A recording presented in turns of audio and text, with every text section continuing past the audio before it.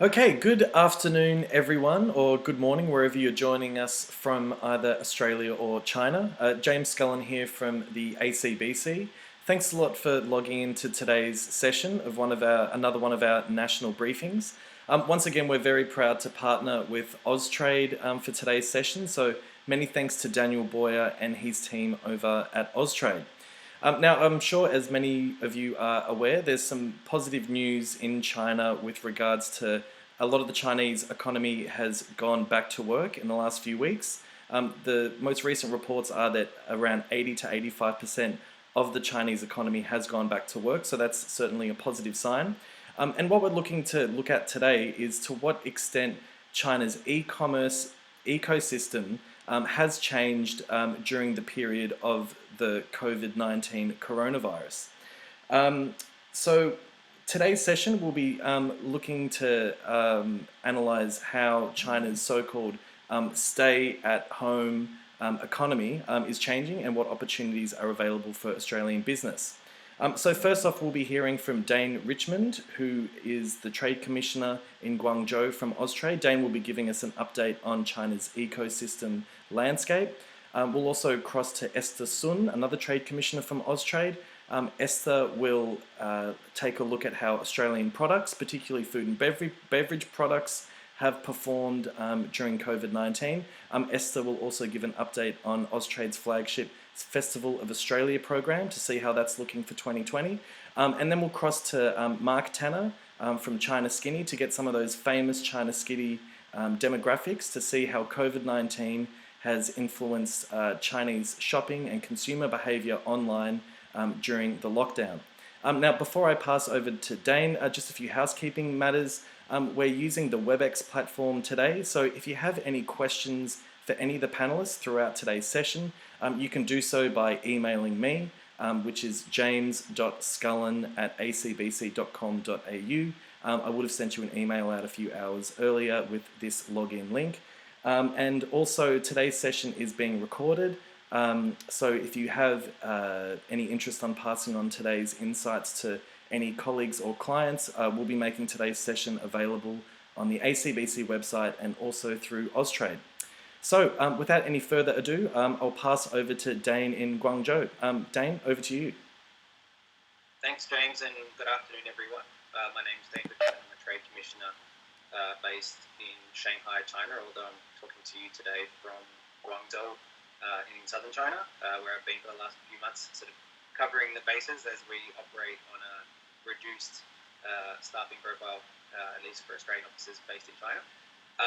It's been an interesting quarter. I think that's an understatement, but it's been incredibly satisfying to sort of remain here in China, flying the flag for Australian business over what is a very challenging time. For those of you that aren't particularly familiar with what Austrade does, we're essentially Australia's leading trading investment agency. And while that may be the case, we're definitely not the be-all and end-all of trading investment. It's really a tapestry of stakeholders that we exist in that really help facilitate cross-border commerce for Australian companies. And those organisations and our partners include definitely the states and territories. We have a very strong trade staff network that goes throughout the country. We work very closely with our state and territory colleagues up here in the market. Organisations like the ACBC, who organise this webinar, are a crucial part of that tapestry. And consulting companies, people like Mark Tanner, who's on the call today, who run a company called China Skinny, based in Shanghai, China. For those of you that didn't receive Mark's weekly newsletter this morning, which only went out a few hours ago, get onto that. It's a really good source of information, and some of the things you'll hear Mark talking about today, you can read every Wednesday on that newsletter, and I myself find it a really just good source of information, along with the work that the ACBC does as well. It's been fantastic, and if anything, a crisis like we're going through right now really cements the idea that none of us can do this by ourselves. While we're the federal government, while I speak to as a federal government officer here in China, it's really just part of the solution, and I think that we're going to have to export our way out of this trouble, and it's really this sort of cohort of people that you're talking to today that can really help you make that happen. I'll speak a little bit about the landscape of e-commerce. I would say that there hasn't hasn't really been enough time for the landscape itself in e-commerce to change. But some of the behaviours and some of the tendencies have definitely been accelerated and changed. While COVID is in a post sort of COVID environment, particularly here in China. A lot of us will know some of the really big names in e-commerce. Those are the Alibabas of the world, the JDs of the world, even the Sunnis of the world. But there's actually quite a diverse range of platforms playing in the e-commerce space in China, and they continue to emerge, servicing different sorts of clients. If you have a strategy that sort of starts with a solution, which may be a platform that you're familiar with, that may not be the best platform for your business. And so really, I think it's important to recognize that the e-commerce landscape in China is incredibly diverse and constantly changing, and therefore your strategy needs to change and adapt with that landscape to really find where can you get the best value for your money and time in terms of commercial outcomes here in China, and reaching the right sort of consumer at the right time in the right way. I think that e-commerce, while it's a very, very powerful tool, and I think will increasingly become a powerful tool for Australian exporters looking to come to China, it's not a silver bullet. It's not something that you can just say, okay, I signed a deal with Alibaba, for example, now I can forget about China, they're going to handle everything for me. That's definitely not the case. You really need to go back to first principles, understand what it is that you're trying to get out of China. How much are you willing to spend to make that happen? So a costed strategy is everything. You need to control your brand narrative. So when we talk about going onto an e-commerce platform, that's fine, they're very powerful, but if you don't actually have a story to tell, then you're really going to find that you get lost amongst the crowd. It's very difficult to distinguish yourself from those platforms. And if you go onto a platform like Tmall, for example, which is run by Alibaba, you will find that the entire world is on that platform competing for your attention. And the successful companies aren't companies that are necessarily selling commodities, be they beauty care products, food and beverage products, health supplements. They're really actually media companies. They're the ones that can actually package up what they're doing, tell a story, connect with the consumer, and really make the consumer feel part of that story, and that then translates into sales. One of the things actually over the period of the COVID crisis we've observed, and I think Mark might talk a bit about this later, so I don't want to steal too much of Mark's thunder, is the emergence of live streaming as part of an e-commerce strategy. We ourselves as Austrade have increasingly engaged in this. My colleague Brent Moore, who now heads up our office in Taipei, he was our first, I think, internet celebrity for Austrade China.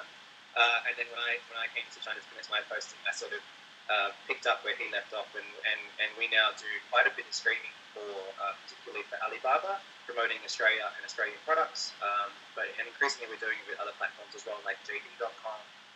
We have an agreement with Soaring. So it's really an element that you can't ignore. And in order to really have a clear narrative, you need to control that narrative. So before you even come to China, you need to make sure that your IP is registered. Trademarks. China's the first to file jurisdiction when it comes to things like trademarks. So if you don't protect yourself before you show interest in the market, it's highly likely that you will run into trouble down the road. So there is a real checklist there that you need to have in your China market entry strategy that makes sure that all your collateral is protected, the narrative is protected. You need to make sure that you have control of those social media accounts, or that a trusted partner has control of those social media accounts, so that you control the story, not a distributor, not another platform, not, worst case scenario, not a Daigou trader.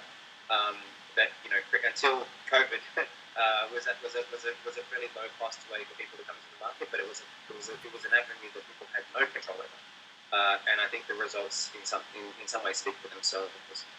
So taking control of the story is really crucial, and we've seen companies as the manager of the services and technology team here in China. We also run the landing pad here in Shanghai, which brings startups and scale-ups to the market. We had a particularly well-known startup that came to China called Latitude 28.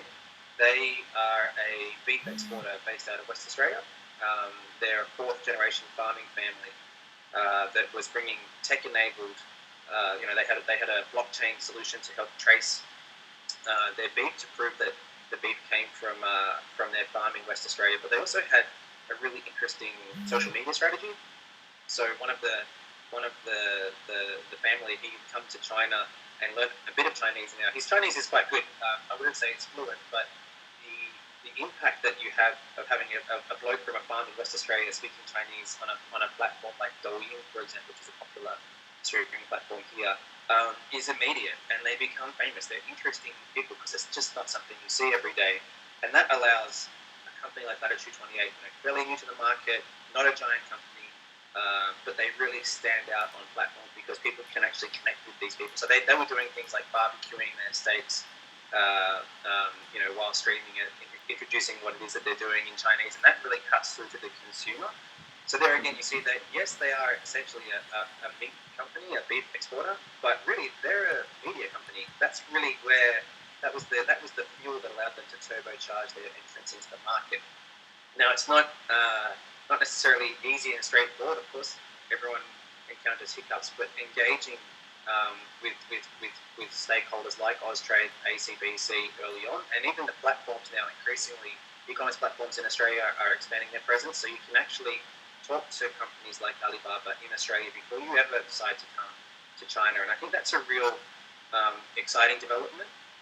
Throughout the whole COVID process, one of the first stakeholders that reached out to us was actually Alibaba, to sort of say, okay, this is a problem, we know it's a problem, we're all scrambling to look at solutions. How can we work together to help sort of make this situation as positive as we can over particularly this very difficult quarter? I know that a lot of Australian exporters are doing it hard right now, and I think that on the other side of this, we're starting to see that China's coming through into a sort of more post-COVID world, or a COVID sort of phase 2. As James mentioned, roughly 80% to 85% of the economy is coming back online. Consumer confidence is increasing. Even people are starting to travel, albeit close to home. They're spending more money on going out and getting about and actually trying to restart their lives. Again, it's still difficult, but we're here to help you, and it's not going to be easy. But I think that eCommerce will provide a way forward for Australian exporters to really recover in an efficient manner, and ideally be able to reach a far greater audience than otherwise would. I've left out a fair bit. I mean, I can start to go into things like the e-commerce law. We can really drill down, but I think what I might do is I'll leave it there. I'll hand over to Esther Sun, who heads up our food and beverage team. And if you have any specific questions, feel free to ask them in the Q&A section, or flick through an email to James Scullen, and he can collate those, and we can get back to you over the coming days and weeks. Thanks, James. Thanks, Esther. Thanks, Dane. Hello, everyone. I'm Esther, and I'm a fellow Trade Commissioner with Dane, and normally based in Shanghai as well. But currently I'm speaking with you from Sydney, which is my new normal, and where I have been managing my Greater China food and beverage team. So taking up from where Dane has left off and looking specifically at the food and beverage sector, what we have noticed is that since the beginning of COVID-19, offline businesses have been hit the hardest, in particular in the retail, food services and tourism sectors. Chinese consumers overnight stopped shopping, eating, drinking and travelling for Chinese New Year due to new measures of lockdowns, quarantines and the introductions of social distancing. We saw in a flash, without the food services sector, high premium food and beverage products no longer had an outlet for sales. For example, in China, wine drinking is predominantly done in large social gatherings rather than being consumed at home. Unlike in the West, where we're used to drinking from home, the Chinese consumers don't have this habit, so the consumption of wine in China at this moment is very low. Equally, premium foods such as seafood and high-cut meats are no longer being served in high-end restaurants and cafes. And even though China is slowly recovering and resuming their services, the food services sector is still not back to full operations. So just like wine, the consumption of Australian premium food products are also low. According to a recent research done by the China Restaurant Association, since the beginning of the virus outbreak in China, 70% of restaurants have had a 90% year-on-year business decrease. Food demand from these restaurants went from an expected spike due to the virus outbreak coinciding with Chinese New Year, which which is the usual peak season for wining and dining and travelling, plummet close to zero. 65% of the restaurants engaged in this research had revenue as little as 0.7% on the same period last year. Moreover, the Guangzhou Catering Association also estimates that up to 25% of restaurants are now closed permanently across China. Seafood, premium cut meats, wine businesses have all been slashed by this trend. In Western Australia, for example, and most of you would have heard about it in Australia, where 98% of the live lobster trades are exported to China, this business also almost stopped. Although recently demand is slowly returning for premium seafood, price is slowly coming back to around 100 to 110 Australian dollars per kilo compared to earlier prices in February of around about Australian 70 to 80 dollars per kilo. Now, among the background of bleakness, there is a clear emergent, and that is e-commerce. What we noticed was that brands with an existing online presence and abundant stock in China benefited most during the virus outbreak. A wider demographic of Chinese consumers are switching to online shopping for daily essentials such as rice, cooking oil, meat, fruit, snacks, as well as hygiene and healthcare products such as liquid soaps, hand sanitizers, vitamins, and so on. Fresh produce and grocery online retailers such as Hema Fresh, JD Fresh, Ding Dong, Miss Fresh have all had skyrocketing business growth of over 300% during this period. Because of social distancing and staying at home, Chinese consumers are now forming new habits of home cooking and eating healthy meals. These habits of online shopping and eating healthy is expected to stay after COVID-19. A major Australian infant formula brand in China has told Austrade that their sales boomed in the first quarter this year because most of their sales are through online channels, while another major Australian dairy brand was hit in their offline sales channel. But due to sales in their online channels, this helped them remain robust during this period. As has been mentioned by some Chinese key opinion medical experts during the outbreak, high-protein foods such as milk and beer helps enhance our immune system. So milk consumption alone has had a 5.6% increase during COVID-19, and this trend is expected to continue post the virus outbreak. Now, we've also had another major Australian dairy company exporting to China advise us that they have experienced a negative impact on their fresh milk importation in the early days of the outbreak due to the reduced air freight capacity, but that has now since been able to be secured into regular air freight shipments to China, and their supply has recovered.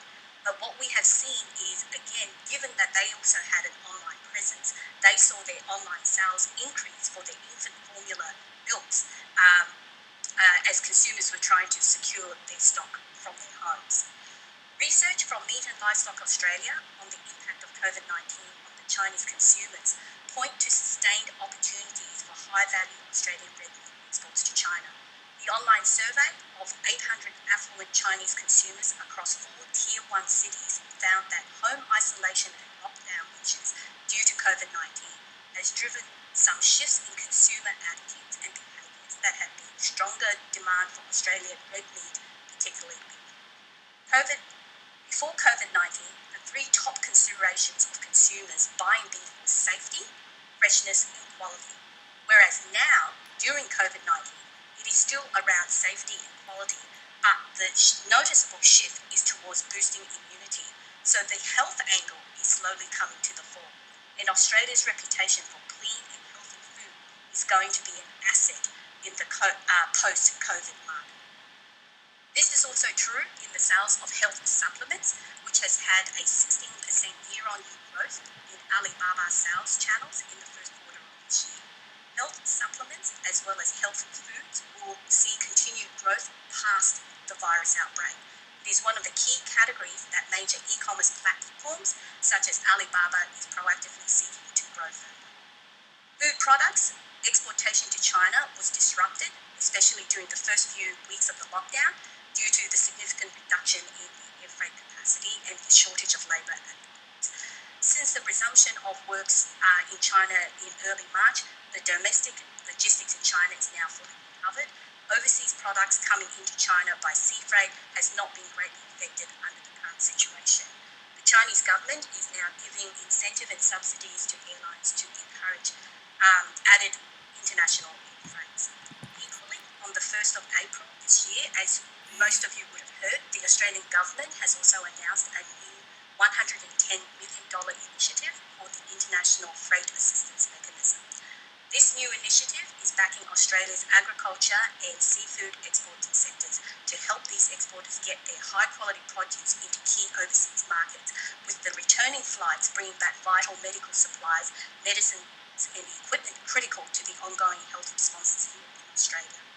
Under this mechanism, the target is high-value agricultural and fisheries exports, predominantly for perishable products where Australian exporters have important established customers and markets. The sort of products that may be eligible include seafood, such as lobsters, premium red meat, such as beef and pork, dairy, such as fresh milk and yogurt, and horticulture, such as premium fruits and packaged salads or vegetables. The mechanism will initially focus on the key markets of China, Japan, Hong Kong, Singapore, and the UAE, but this list may be expanded in the future based on demand, operating method, and commercial opportunities. Departure points for this particular mechanism will be determined by the International Freight Coordinator General, who is Michael Byrne, and the initial departure points for freight will be Melbourne, Sydney, Brisbane and Perth, but we know that many exporters are outside of these hubs. The mechanism will provide for other departure points where possible.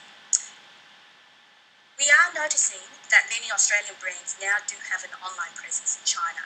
However, a lot of them are not heavily involved in the e-commerce market penetration strategy and largely leave it to their distributors to decide whether and how to sell their products online.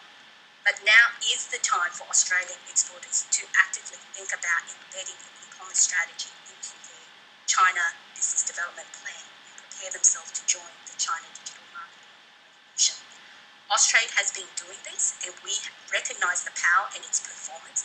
So, as part of our mandate to help Australian exporters bounce back into China, we're going to be implementing a Festival of Australia campaign, which is a combination of online and offline campaigns to promote Australian products and capabilities in China. Now, the online Festival of Australia will be held from around about the middle of June to the middle of July. Austrade is planning to run range of digital activities, including industry webinars, video blogs, industry capability reports, and media snippets to showcase our priority sectors, including food and beverage, health, education, services and technology, resources, and agribusiness. We are keen to amplify our industry experts, their return to market contents and marketing materials through this initiative. This will enable us to test existing and new channels after COVID-19 shockwaves to ensure maximum impact of festival activities, while also providing partners, our stakeholders and consumers with desired content on Australian capability and future opportunities. While the offline Festival Australia will be held round about the middle of September to about April.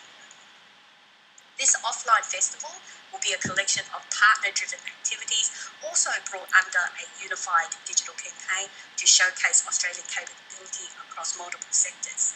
This offline festival will be in line with other major events such as CL, Dairy Expo and the Wine Australia Roadshow, and we may potentially be closing it or finishing it round about the China International Import Expo activities. We can keep you updated as we continue to advance this program, and if there's any unforeseen developments, given that no one really knows what's going to happen later on in the year, we can keep everyone informed at that time. So as you can see, due to COVID-19, everyone now needs to think differently on how we engage in business.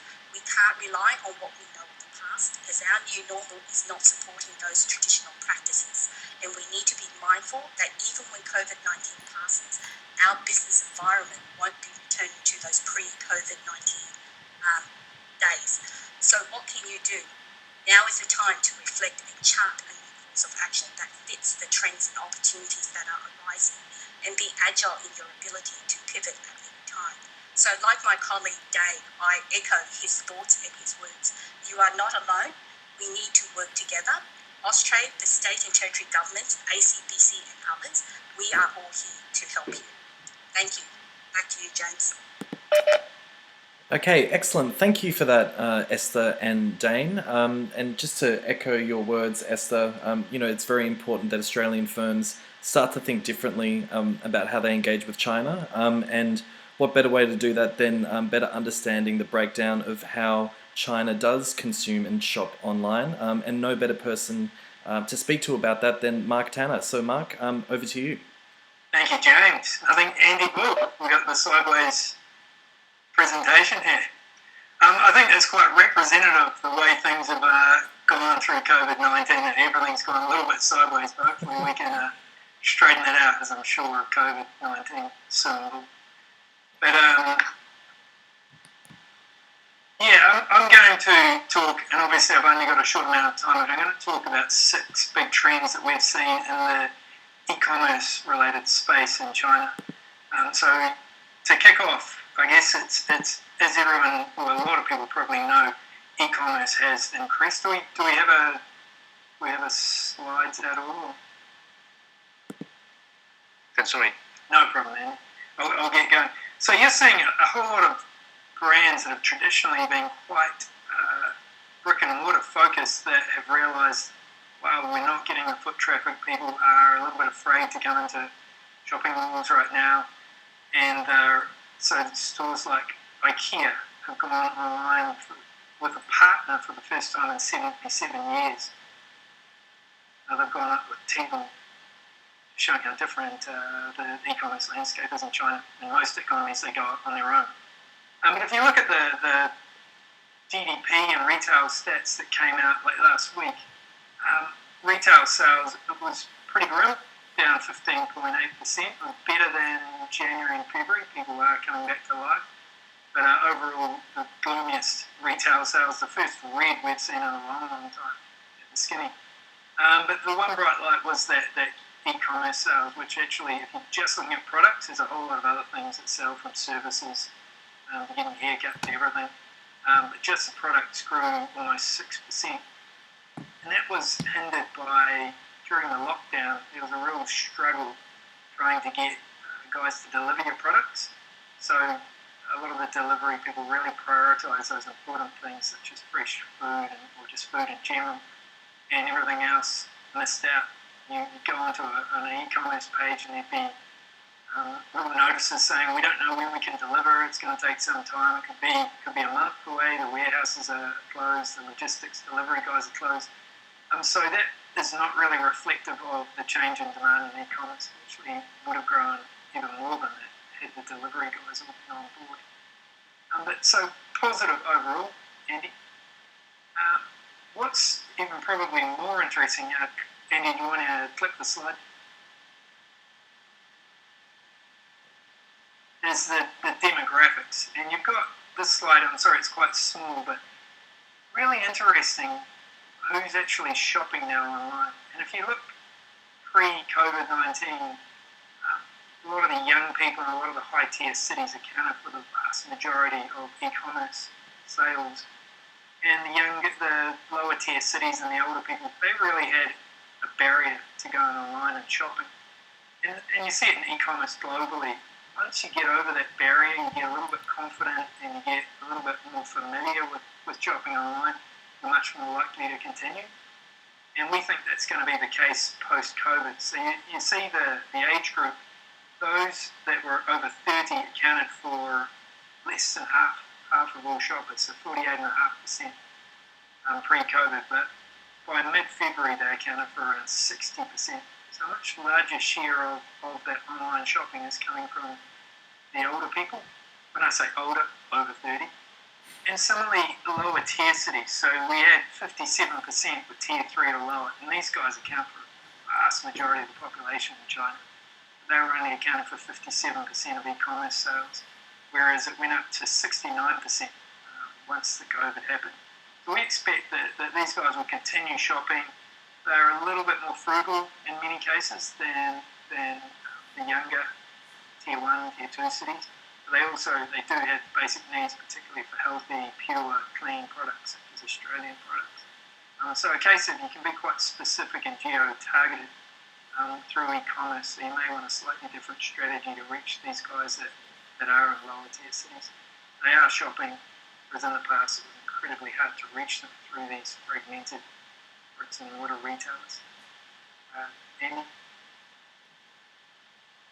Now something that's been really interesting is just the diversification, and Dane spoke of this, just how not everyone's going on the Alibaba platforms or the JD.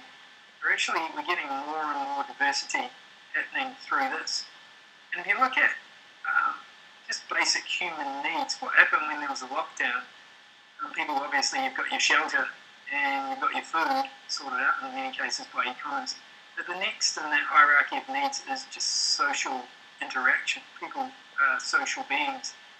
And the way everyone was socialising was through e-commerce, whether it be WeChat or some of these other newer e-commerce social platforms. And everything that's related to social media now in China also has a commerce component to it. And so we expect that the growth of social media will just be, commerce will ride on the back of it. It was already happening. You saw WeChat mini programs. They're growing 160% last year to 800 million RMB. So that in itself is about half of what JD does in a year. So it's significant already, but it's really taken a good step up after this. You've had a whole lot of other groups. We've had a lot of retailers that were traditionally brick and mortar, and then they obviously weren't getting anyone through their doors, so they really went online and they already have social media presence, but they've expanded that to social commerce. A lot of them got their team members, the guys that were traditionally selling in the shops, nothing to do, they got them to get out there and sell their mini programs in their WeChat stores and things. WeChat groups or private have got really popular. Just like anyone on this call that's used WeChat groups, it's quite a popular way to sell products, even for quite established retailers. And similarly, live streaming, and Dane spoke of that has been phenomenal. It was already really back in trend over the last 18 months, but it's just taken a whole new level. The number of live stream watches has gone up by a third just on the Taobao live streaming. And you've got everyone from government officials through to ex-CEOs or CEOs that have never really done live streaming and jumping on board just because it's what everyone's doing. People are putting their pets on. Pets grew 375%. As a result, there's been in the first month, there was a 720% increase in the number of brands that are using live streaming. And we haven't seen that really come down that much. Obviously, live streaming will peak when everyone's at home and has nothing to do. People are still a little bit nervous about going out and spending too much time out, so there's people still with a bit of time on their hands. And you're seeing a lot of the retailers, you walk through a mall in China, seeing a lot of the retailers with the cameras out filming live streaming in those stores. So it's really growing significantly, and it's got a lot broader as well. So you've got people doing their gym programs, you've got people obviously doing education and things through live streaming. So we expect that with more people using it and more brands using it, there'll be more incentive to innovate on the platform. So for the foreseeable future, at least in the medium term, continue to be a very lucrative and popular channel. So there's obviously all sorts of different diversifications in e-commerce, and to really echo what Dane was saying, it's not just a one-show pony anymore with Alibaba. It's quite diverse, and in many cases, much greater return on investment for some of these less known but very popular platforms. Andy? And everyone's probably aware of some of those categories that have really grown. Obviously, fresh fruit and just food in general has been storming over since the lockdown. That was the way most people were buying their products, and in many cases that was the only thing you could buy online, because all the delivery men that were working were focused on getting those daily necessities. But obviously with the homebody economy and people staying at home and cooking, people are buying more and more food to cook. Half-cooked meals and ready-to-cook meals have got really popular. gone from just being those staples, the rice, the instant noodles, the bottled water, now much more diversity. So it's been really interesting, both obviously that will improve infrastructure and cold chain logistics and things for e-commerce, fresh food, but it's also, if you look at some of the behaviour over e-commerce, it's a really sign of the trends. So over early March, March 8th, they had the Women's Day Festival for Alibaba. And it's become a very big shopping festival now, and growth rates this year were very high. But some of the fastest growing areas were things like home appliances, air fryers, stovetop ovens, frying pans, all those toasters, those types of things were growing in triple digits from last year. It just shows people are using more of those things to cook at home. As a result, they're probably going to be entertaining at home a little bit more, and we may see people starting to drink wine at their home. We may see them getting more confident around cooking imported food. And so it's really important, if you are a food exporter, to really educate around how to cook, to have those live streams and recipes and things, just so these people that are wanting to cook at home that didn't before are very much across it. Other areas we're seeing good growth online is things like yoga mats. Starting to see a lot of fitness apparel and things as people really want to get into fitness. Eye makeup, foreign eye makeup grew 40% over the first quarter. Just with people wearing the face mask, and something we wrote about in our newsletter today. People wearing face masks, so lipstick and things isn't working, but obviously your eyes are showing. So that's been a big growth story over the last few months. Andy? Now something that's kind of bordering or kind of merging the online and offline retail worlds is new retail. And it was a buzzword that everyone heard of a lot over the last few years, particularly with the Hema stores really pioneering a lot of retail.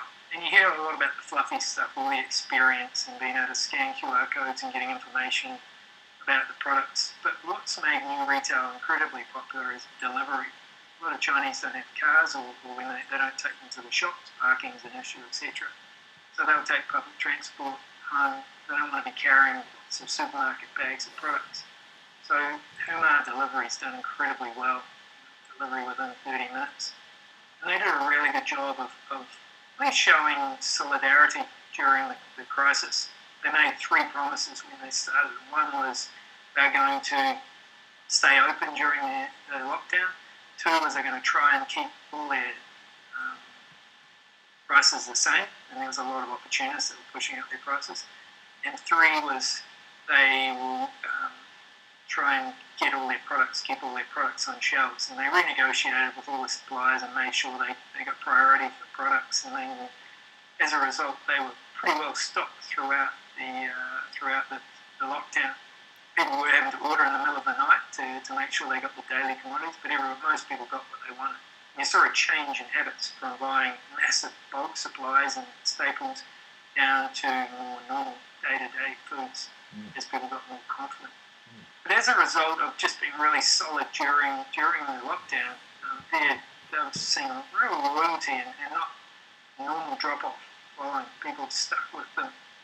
They've got an increase of customers on their app. It's gone up obviously triple digits. But what we're seeing that represents is more and more retailers will be looking at doing that new retail model, so using data to determine which products are most appropriate, doing the delivery and ability to buy things through an app. And some of those old-fashioned retailers will really not survive particularly through this COVID period, but going forward when the alternatives are so much richer. We expect there'll be a lot of consolidation after this.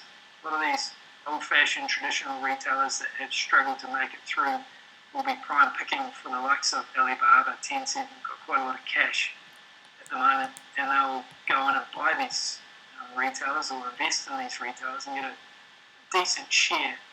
The way they'll view that acquisition will be much more based around the bigger picture, so the data they'll acquire, being able to incorporate their new retail technologies and things, so they can look at much lower yields than a lot of other companies would if they were buying a retailer. We expect this will expand. We saw just this week Pinduoduo bought a share of Dorna, the physical retailer in appliances and electronics, and you're going to see more and more of that, of this integration. So as a brand selling in, it's really good to be aware of which of those channels are owned by who and who the relationships with having, etc. Andy. And last but not least, obviously a lot of brands have done well out in Australia from the Daigou and cross-border trade, and this is something that really has been impacted over this, and Esther talked about it with the likes of flights and ports and just general freight and logistics has been challenging, particularly in February. We're still seeing some of the ports having issues, not Chinese ports, but because things are so mucked up in the likes of North America and Europe, a lot of those ships are not doing their usual runs, and so it's impacting shipping lines globally. A lot of the air flights, other than those premium fresh products, a lot of normal products are really struggling to get on airplanes because there's very few flights going into China. There's no tourists, there's no very few students. A lot of those traditional Daigou channels have been really hardly hit. And when you've got the institutional Daigou, some of them will probably do a bit better. And from what we're hearing, the likes of Mum and Baby and Health and Vitamins have done very well during this. Their sales haven't really dropped off in many cases, have gone up. A lot of those other Daigou focused strategies have really taken a hit. Another thing is around geography. So we saw it just even within China. You've got consumers, and when you go on e-commerce, you can see where something is from, down to the city. A lot of consumers were reluctant to buy anything from Wuhan, because they didn't want it, so when it arrived, they thought, well, it's going to be infected, someone's touched it with the virus. And similarly, we're seeing that with cross-border. People, places like Italy, even America now, Spain, Iran, wherever, they see things from there, they're much less likely to buy it.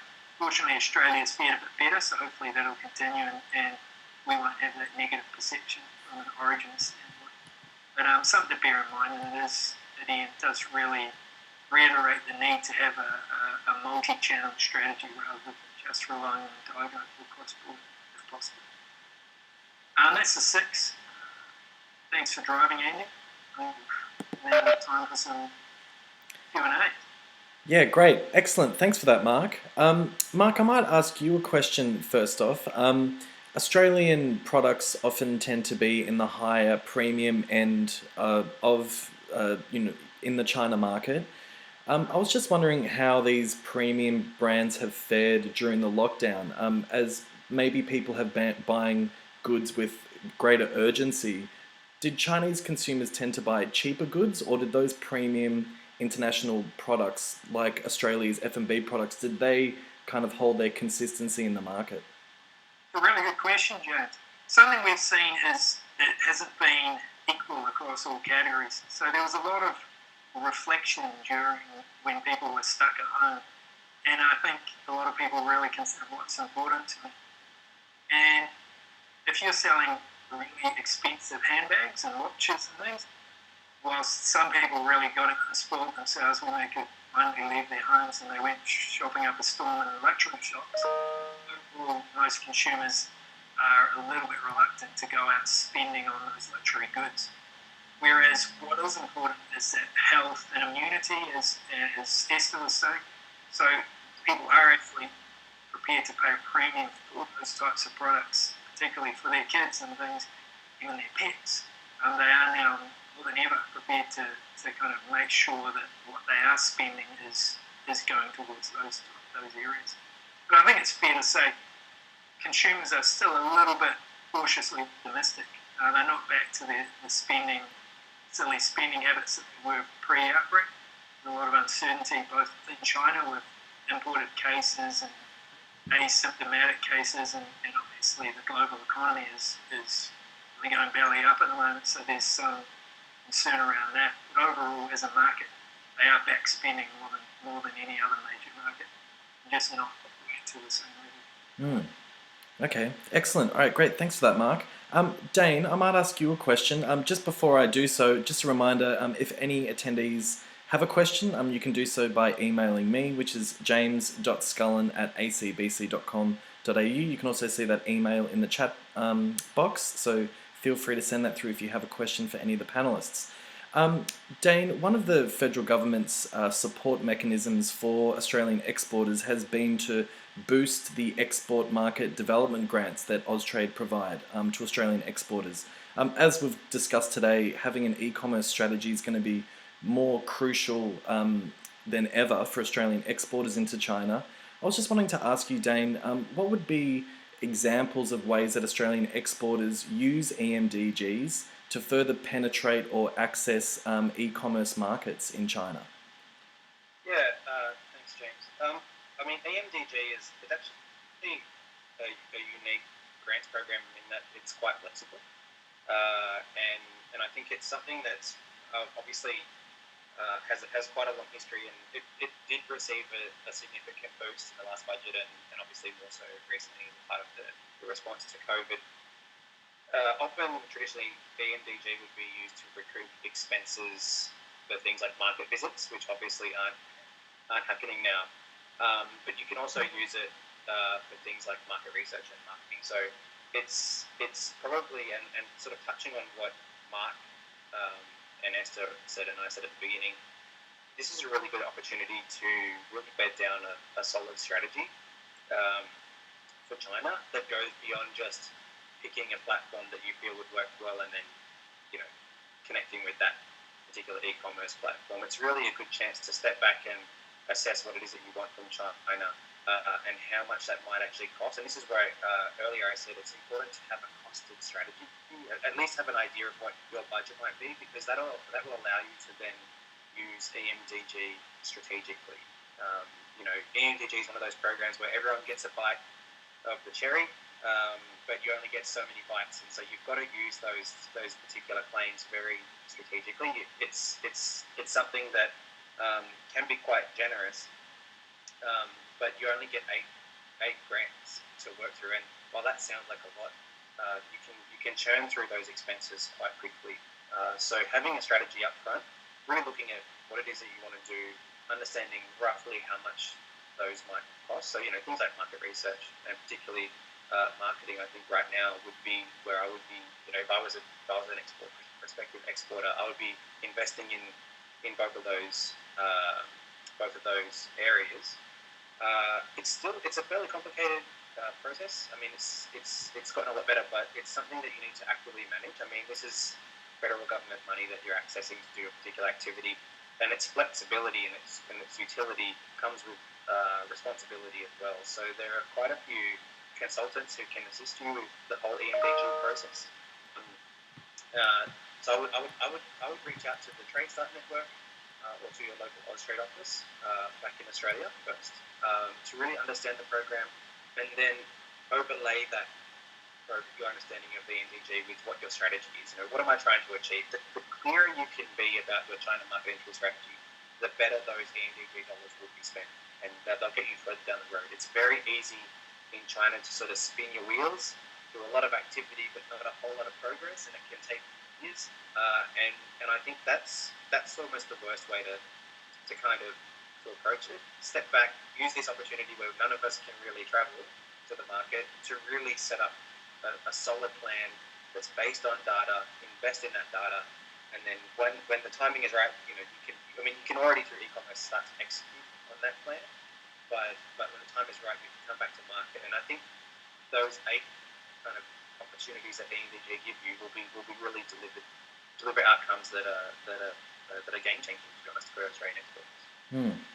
Yeah, great. And so I urge all attendees interested in EMDGs just to Google Austrade EMDG, and you'll be taken to the specific Austrade EMDG site. Esther, you touched upon CIAL and CIIE, which are some of China's major import festivals for exporters such as Australia. I was just wondering, is there a confirmation at the moment that CIIE will be going ahead this year, and how has the Chinese government approached these major events during the uncertainty of COVID-19? Thanks, James. Given, as we all know, we're in the first half of this year, most of the major activities in China have actually either been cancelled or postponed. So, as most of your audience may or may not be aware, CL was supposed to have occurred in May next month, but given the current situation, it got moved to about September this year. So, the Chinese government has been looking at these major import expos to see what are the abilities to actually still have them occurring in this calendar year. For CIIE, at this moment, and to our knowledge, given that it's a November event, it's still all systems go. But of course, the biggest, I think, question for everyone is what's going to happen if COVID-19 is still occurring at this moment in time. So for anyone who is looking at either attending to CL or CIIE, for the moment, our advice and indication is keep in contact with the event organisers because it could potentially change at any moment in time. For us at Austrade, we are moving ahead in terms of both events, in terms of that it is going to happen, and we are planning and also working on our plan B, shall I say that, to ensure that we will be able to pivot and turn at any moment. Like I said in my presentation, this is all about agility now for businesses to be agile, to be able to pivot and turn whenever COVID-19 throws you a curveball, because we aren't working in a normal anymore. So we need to actually think strategically and use those methods that we are all seeing and adapting them and putting them into action so that we will all be able to survive on the other side of COVID-19. But for the moment, CL, CIIE, it's all systems go. But keep in contact with event organisers to know whether you need to pivot or turn. Fantastic. Thanks for that, Esther. I have a question from Jingmin. Jingmin asks, my question is to Mark and the panel. What do you see as permanent changes in consumer behaviour and business operations post-COVID-19? Good question. Shall I go in there? And then I think, yeah, go ahead, Mark. I think the big one is that homebody economy, and obviously people were stuck at home with no choice during the lockdown.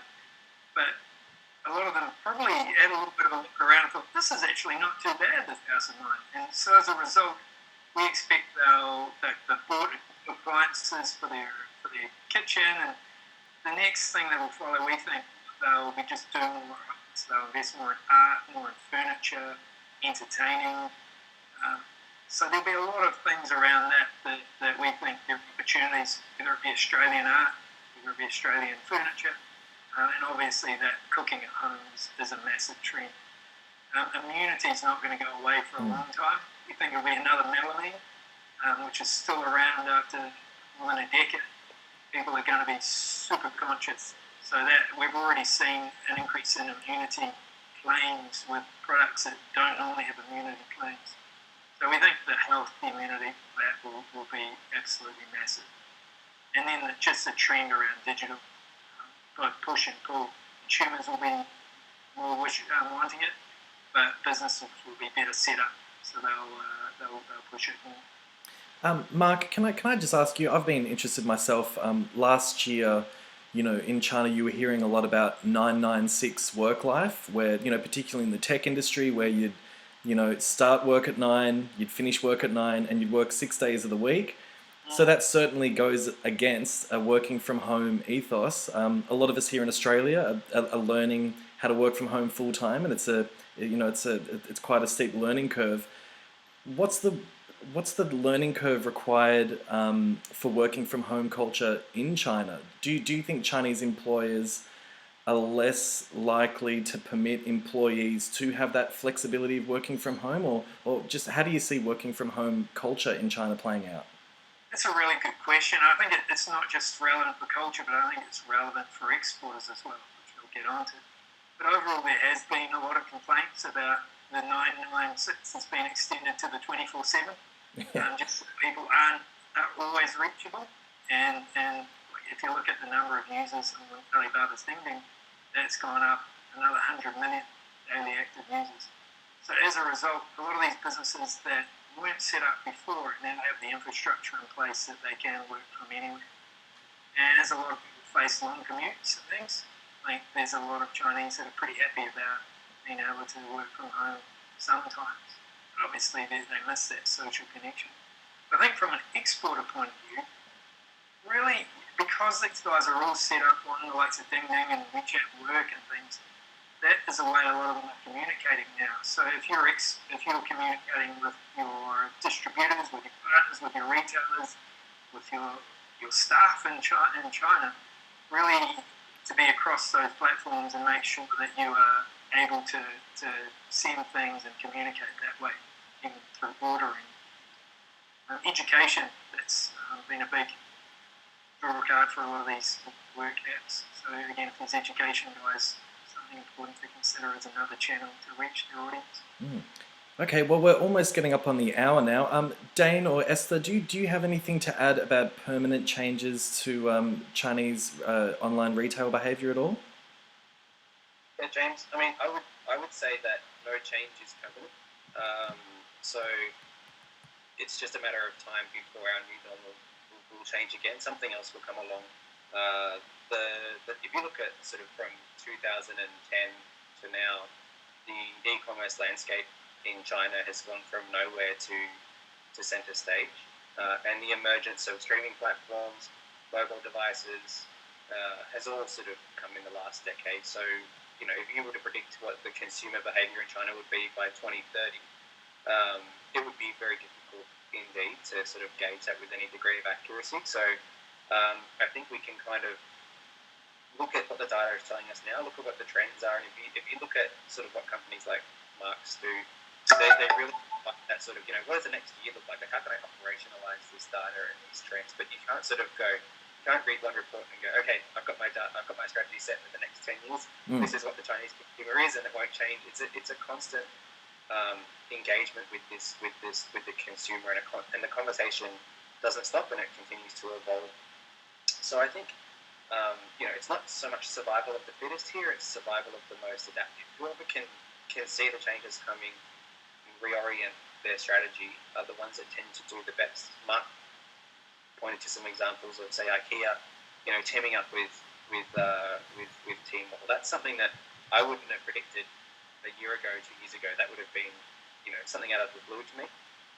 But then the circumstances intervene and it becomes necessary. And I think that's an example of where the Chinese consumer kind of can take things very, very quickly as external factors sort of dictate. So yeah, I would say don't think there's anything that's permanent or reliable in the long term, because the story keeps changing. So you've got to really keep a proactive discussion with the consumer. Great. And Esther, anything to add about any permanent changes? In terms of permanent, and very finally, quickly, because I know the hour is up, all I would like to leave with the audience is echoing what Mark and Dane has actually said. In this environment, it is around thinking differently. It is not to think at this moment and relying on what we have done in the past. This is now about thinking differently and the innovations and the trends and opportunities that are emerging. Grasp them, learn, move, pivot, be agile. That's really all I would like to add. Excellent. Okay, well, thank you to all of the speakers today, Esther and Dane from Austrade and Mark from China Skinny. Certainly a lot of insights there for businesses to think about.